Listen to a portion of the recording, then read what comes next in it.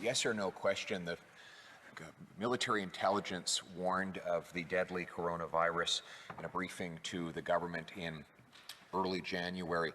Yes or no, did the Prime Minister, his office, or any member of the Cabinet see these briefings? Yes or no? The Honourable Deputy Prime Minister.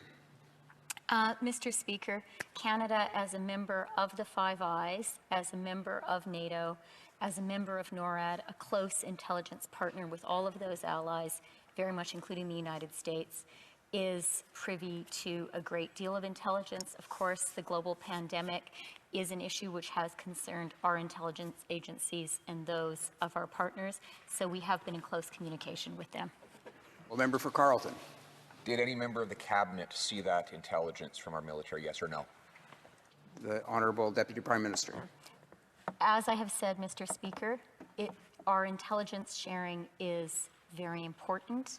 Our intelligence sharing with our allies during this global pandemic, which poses particularly security challenges, has been, I would say, very energetic, and we continue to work with. The Honourable Member for Carleton. The question was and is, did any member of the Cabinet see that military intelligence, yes or no? The Honourable Deputy Prime Minister. Mr. Speaker, part of the basis on which we are able to work closely with our partners, including when it comes to sharing intelligence, is sharing with Canadians only what we are able to do. For Carleton. We know that the intelligence exists, and we know that the military warned the government of the dangers of the coronavirus in early January. After January 22nd, how many people did this government allow into Canada from the Hubei province, the province from which the virus originated? How many? Honourable Deputy Prime Minister. Mr. Speaker, when it comes to border controls, our government is very aware of the importance of ensuring that people coming into the country today are subject to mandatory quarantine. That quarantine is being enforced. That includes Canadians and non-Canadians. As Canadians know as well, there are strict limits today on anyone who is not Canadian entering the country. Member for Carleton.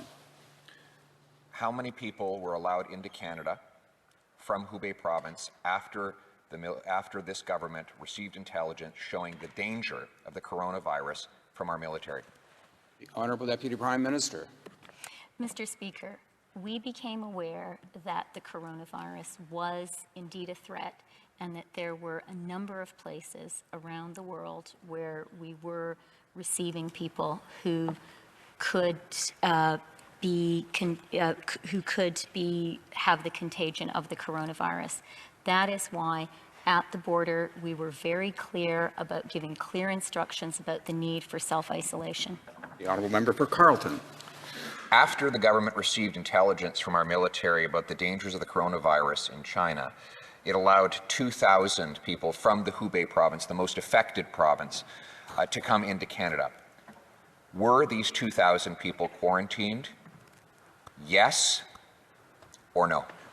The Honourable Deputy Prime Minister. Mr. Speaker, as I hope the member opposite knows, quarantine is a very specific legal term, and the measures of quarantine are currently in place.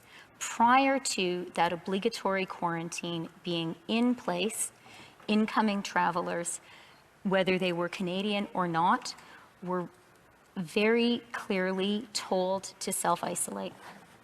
The Honourable Member for Carleton.